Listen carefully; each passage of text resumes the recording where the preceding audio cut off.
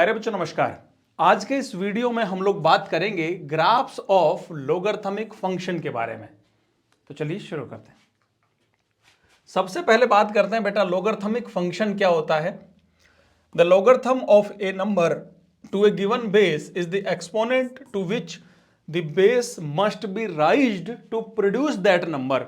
मतलब ये कि सपोज हमारे पास लिखा हुआ है log बेस 2 32, तो इसको हम इस तरीके से पढ़ेंगे कि 2 की कितनी पावर करने पर 32 आता है। तो आप कहेंगे सर 5, यानी कि 2 की power x is equal to 32। तो x का जो आंसर होगा वही हमारे इस log का आंसर होगा। तो इस तरीके के प्रॉब्लम्स को हम डील करते हैं लोगरिथमिक फंक्शन के अंदर। और ये जो एंटी लोगरिथम है, मतलब जो एक्सपोनेंशियल फंक्शन है, उसका एक इनवर्स फंक्शन होता है। For example we have log base 10 1000, तो 10 की कितनी पावर करने पर 1000 आता है? 3, राइट। यहां पर जो 10 है वो बेस है, मतलब अगर कभी भी इस तरीके से लिखा हुआ है y is equal to log, यहां पर जो लिखा जाएगा वो बेस होगा। बेस हमेशा 0 से बड़ा होगा, बेस 1 नहीं होगा, और जो भी x होगा वो पॉजिटिव होगा। मतलब आप ऐसे याद रख सकते हैं कि लोगों के अंदर पॉजिटिविटी होनी चाहिए, तो लोग के अंदर पॉजिटिव होगा और बेस 1 नहीं होगा। ठीक है। log बेस 2, यहां पर 64 अगर है तो 2 की कितनी पावर करने पर 64 आता है? Sir 6, right. अगर a raise to power x y है तो फिर log a y हमारा x होगा। मतलब जब आप इसको चेंज करेंगे तो यहां पर जो बेस था a, वो अब log का भी बेस ही बन के आएगा। मतलब यहां पर जो a लिखा है वो यहां पे पैरों में आ जाएगा, right. Now the graph of logarithmic function. दो केस बनते हैं बेटा, एक जब बेस 1 से बड़ा हो और एक जब बेस 0 से 1 के बीच में हो, राइट। अच्छा, जब बेस 1 से बड़ा होगा तो इसका जो ग्राफ बनता है वो कुछ इस तरीके का बनता है। ये जो ग्राफ है वो है log बेस a x का जब बेस 1 से बड़ा हो। ये जो पॉइंट होता है दैट इज 1,0। मतलब आप जब 1 रखेंगे x की जगह तो हमारा आंसर 0 आ रहा होगा, क्योंकि आप किसकी पावर कितनी करें कि 0 आ जाए। मतलब हमको जो बेस है, कुछ भी आप रखिए, तो बेस की कितनी पावर करें कि 1 आ जाए। तो किसी की भी नंबर की, किसी भी नॉन जीरो नंबर की जब पावर आप 0 करते हो तो 1 आता है, राइट। तो ये 1,0 से हमेशा पास होगा। जैसे एक्सपोनेंशियल फंक्शन का ग्राफ होता था कुछ इस तरीके का, a raise to power x, और अगर मैं यहां पर बीच में कहीं पर y is equal to x एक लाइन ड्रॉ कर दूं, तो जो log x है और a raise to power x है वो एक दूसरे के क्या होते हैं? मिरर इमेज होते हैं। मिरर इमेज वो फंक्शन होते हैं आपस में एक दूसरे के y is equal to x की रिस्पेक्ट में, जो एक दूसरे के इनवर्स होते हैं। हमेशा याद रखिएगा इस बात को, ठीक है। क्योंकि ये 1,0 से पास हो रहा है और ये तो हमारा 0,1 से ही होता था। तो बिल्कुल ऐसे ही अगर हम बात करें तो e raise to power x का graph, a raise to power x का ग्राफ जब 0 से 1 के बीच में a होता था तो ऐसा बनता था। और अगर हम y इज इक्वल टू ये x है, इसके रिस्पेक्ट में मिरर ले लें तो देखो ये जो ऊपर जा रहा है ये नीचे चला जाएगा, और जो नीचे जा रहा है ये ऊपर जाएगा, राइट। देखो थोड़ा सा यहां पर गड़बड़ हो गया है। देखो ये इस तरफ जा रहा था, मतलब ये देखो माइनस इनफाइनाइट से आ रहा है, तो ये इधर माइनस इनफाइनाइट की तरफ जाएगा। ये इधर आगे जाते हुए 0 की तरफ जा रहा है, तो ये इस तरीके से 0 की तरफ आएगा। तो मतलब हमारा जो नया ग्राफ बनेगा वो कुछ इस तरीके का बनेगा, ऐसा, ठीक है। ये ग्राफ थोड़ा हमारा यहाँ पे क्रैक हो गया, okay, so you have to correct it. मतलब ये जो ग्राफ है हमारा ये बनेगा log बेस a x का जब बेस हमारा 0 से 1 के बीच होगा, right. Now the graph for of logarithmic function for different basis. अगर बेस अलग अलग हैं तो ग्राफ पे क्या फर्क पड़ेगा? देखो, अच्छा एक बात तो क्लियर है कि जो भी log का ग्राफ होगा, सपोज ये है हमारा बेस 2x, तो ये ग्राफ जाएंगे तो हमेशा 1,0 से, राइट। ये ग्राफ किसका है? जहां पर बेस 2 रखा है हमने। अच्छा आप सोच के देखो कि अब मुझे ग्राफ एक प्लॉट करना है log बेस 3x का। दोनों 1 के ऊपर तो 0 ही है, 2 की कितनी पावर रखेंगे 0 आए?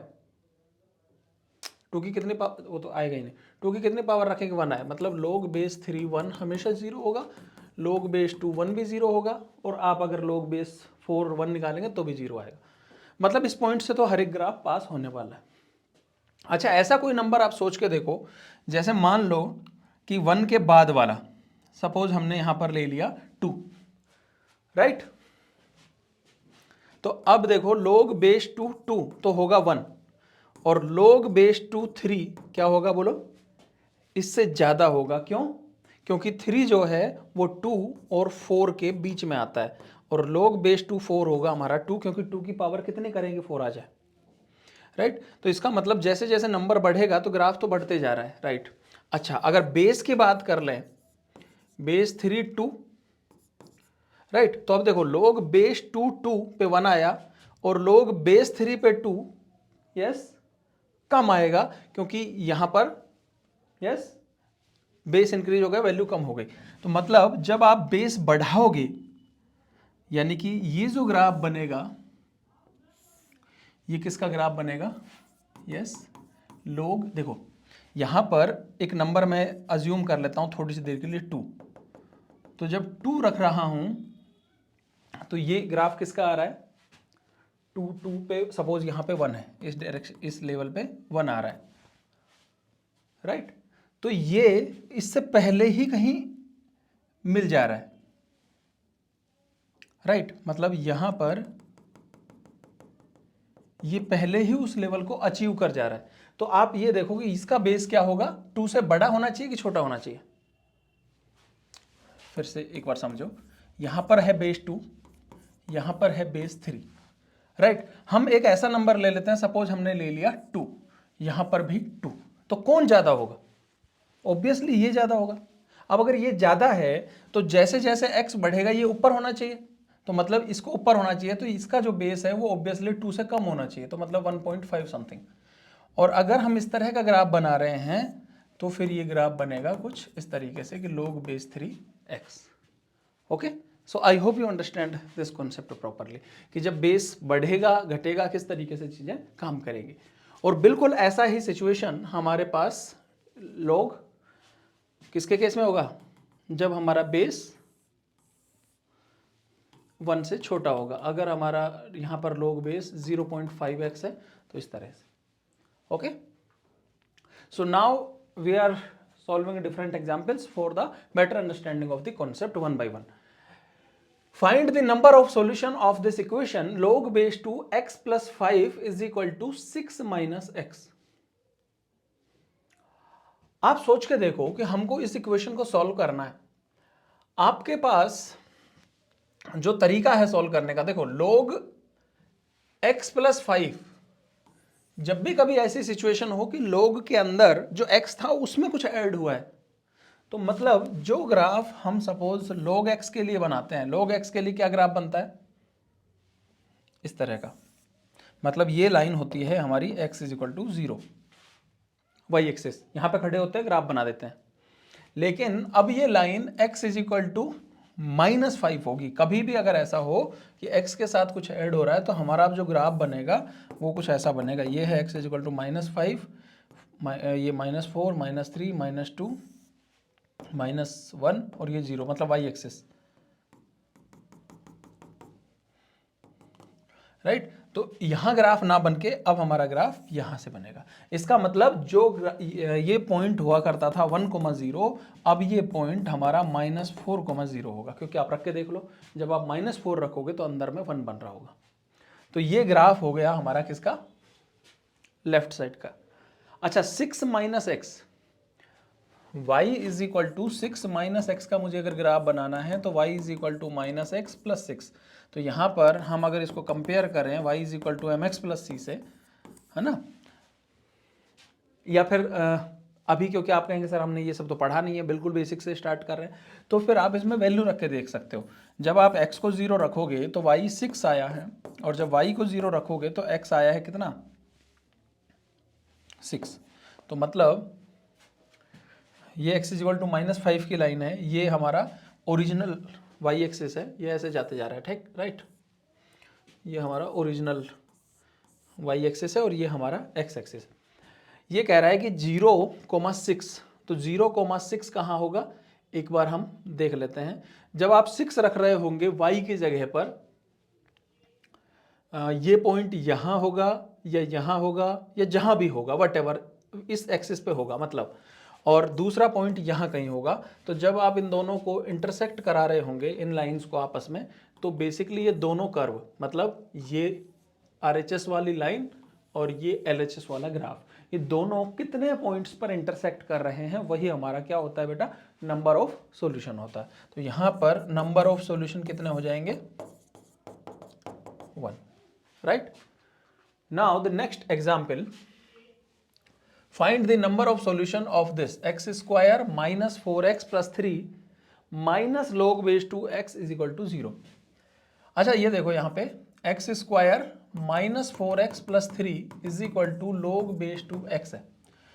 ये इसके अगर हम फैक्टर करें तो x minus 1 and x minus 3 इसके फैक्टर हो रहे हैं, राइट, और यहाँ पर log बेस 2x। अच्छा अगर हम इसका ग्राफ बनाने जाएंगे तो बेटा इसका ग्राफ बनेगा 1 यहाँ पे, 3 यहाँ पे, तो एक अपवर्ड पैराबोला बनेगा जो कि 1 और 3 पे इंटरसेक्ट करेगा, क्योंकि क्वाड्रेटिक पोलिनोमियल का ग्राफ पैराबोलिक शेप का ही बनता है।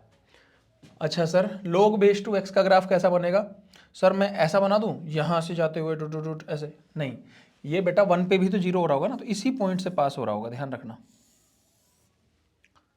तो कितने नंबर ऑफ सॉल्यूशन होंगे इसके, 2 नंबर ऑफ सॉल्यूशन होंगे। कितने होंगे, 2, क्योंकि आगे कहीं ना कहीं तो इसको काट ही रहा होगा, पैराबोलिक शेप है, राइट। तो इसके जो नंबर ऑफ सॉल्यूशन होंगे वो होंगे 2। So I hope you understand this concept, right. Now we have the next example. अच्छा हमको इसकी वैल्यू फाइंड करके बतानी है, 3⁻² log बेस 9 3। अच्छा एक चीज मैं आप लोगों को बिल्कुल क्लियर कर देता हूं, अभी मैंने log की प्रॉपर्टीज नहीं बताई है। आप सोच के देखो कि सिर्फ डेफिनेशन के दम पे, ग्राफ के बेसिस पे हम अगर इस तरीके के क्वेश्चंस कर पा रहे हैं, तो जब हम लोगरिथमिक की प्रॉपर्टीज पढ़ लेंगे तो एकदम गर्दा उड़ा देंगे, खतरनाक क्वेश्चंस भी इजीली सोल्व कर पाएंगे, ठीक है। यहां पर देखो हम इसको बिल्कुल अपने ही अंदाज में सोल्व करेंगे बेटा। यहां पर ये देखो log 3⁻² और यहां 3, राइट। तो 3⁻² log, यहां पर देखो 3⁻² की कितने पावर करूं कि 3 आ जाए। अच्छा सर 3⁻² कि मैं कितने पावर करूं कि 3 आ जाए, तो सर आप अगर x की जगह 1/2 रख दो तो आ सकता है। तो मतलब इसका आंसर बेसिकली 1/2 आ रहा है, राइट। तो हमारा ओवरऑल आंसर क्या आ गया बेटा, 3, राइट। क्योंकि और वैसे भी हम जब आगे जाएंगे तो प्रॉपर्टीज पढ़ेंगे, 3⁻² 9 और ये log 9, तो ये एंटी लॉग और ये लोग आपस में चले जाएंगे, तो हमारा आंसर 3 ही आ रहा होगा। लेकिन अभी मैंने उस तरीके से नहीं बताया है क्योंकि हम अभी प्रॉपर्टीज हमने नहीं पढ़ी, हम एकदम सिलसिलेवार तरीके से सीक्वेंस वे में चल रहे हैं, एक एक चीज को समझते हुए पढ़ते हुए, ठीक है। किसी भी तरीके का आपको कोई दिक्कत आती है बेटा कमेंट बॉक्स में कमेंट करिए, है ना। अच्छा उसके अलावा देखो डीपीपी आपको चाहिए, कोई प्रैक्टिस सेट चाहिए, चैप्टर वाइज आपको PYQ चाहिए, कोई भी स्टडी मटेरियल जो आप सोच सकते हैं कि सर मेरे को इस तरीके से पढ़ना है, मेरे को ये चीज चाहिए, आप कमेंट करिए, या नीचे हम जो है कि डिस्क्रिप्शन में आपको लिंक दे देंगे, हम तक पहुंचने का कोई ना कोई रास्ता तो आप ढूंढ ही लेंगे, है ना। अब हमको DM करिए, कमेंट करिए, ईमेल करिए, फ़ोन करिए, जो आपको रास्ता मिलता है कम्युनिकेट करने का उसको करिए, हम आपके लिए हमेशा तैयार हैं बेटा। मैं चाहता हूं कि अगर आपके सपनों को पूरा करने में मेरा अगर थोड़ा सा भी योगदान होता है तो मैं अपने आप को बहुत ही खुशकिस्मत समझूंगा, क्योंकि सपने आपके हैं, है ना। पानी को बहना तो आता है ना, हमारा टीचर का रोल तो सिर्फ इतना है कि रास्ते के पत्थर को हटाना है ना। आप ही अपना सपना पूरा कर रहे हो, बस हम तो एक माध्यम बनते हैं, ठीक है। चलिए नेक्स्ट क्वेश्चन डिस्कस करते हैं, find the number of roots of this equation. अच्छा ये इक्वेशन है यहां पर, तो हम देखो यहां पर है x³ + 1 is equal to log base 0.5x। यहां पर हमको एक चीज समझ आती है, एक्स क्यूब का ग्राफ तो हमारा कुछ ऐसा बनता था सर, हाँ या ना? ठीक है सर, लेकिन ये सर जब x 0 होगा तब बनता था, है ना? और ये y, सॉरी, ये x एक्सिस मतलब y 0 होता है तब बनता है, और ये हमारा y एक्सिस है, y एक्सिस पे x 0 होता है। अच्छा सर, लेकिन ये कह रहा है सर एक्स क्यूब प्लस 1, मतलब जो ग्राफ है हमारा ओरिजिनली वो 1 ऊपर शिफ्ट हो गया है। तो मतलब हमारा जो ग्राफ है ओरिजिनल वाला एक्स क्यूब का, वो 1 ऊपर शिफ्ट हो गया है सर यहाँ पे, ठीक है। और log बेस 0.5x, तो ये ग्राफ डाउनवर्ड डायरेक्शन में जाएगा और ये 1,0 से पास होते हुए जाएगा। तो कितने पॉइंट पर इंटरसेक्ट कर रहा है? ओनली 1 पॉइंट पर। तो यानी नंबर ऑफ सॉल्यूशन कितने आ जाएंगे यहाँ से? 1। अच्छा, अगर आप लोगों को लगता है कि ग्राफ अलग से समझने की ज़रूरत है, मैं आप लोगों के लिए ग्राफ की कोई स्पेशल सीरीज लॉन्च करूं, तो आप मुझे कमेंट में ये भी बता सकते हैं। आप लोगों के लिए ग्राफ के लिए एक डेडिकेटेड मिनी कोर्स हम लॉन्च कर सकते हैं, जिसमें कि किस तरीके से ग्राफ बनाएंगे, कैसे उसके ट्रांसफॉर्मेशंस काम करते हैं, right? Okay, so now this is an assignment question for you guys. The number of roots of this. आपको इस क्वेश्चन को सॉल्व करना है, और जो भी आपका आंसर आता है आपको कमेंट बॉक्स में कमेंट करके मुझे बताना है। तो आज के इस वीडियो में बस इतना ही। बने रहिएगा हमारे साथ और देखते रहिए हमारा यूट्यूब चैनल।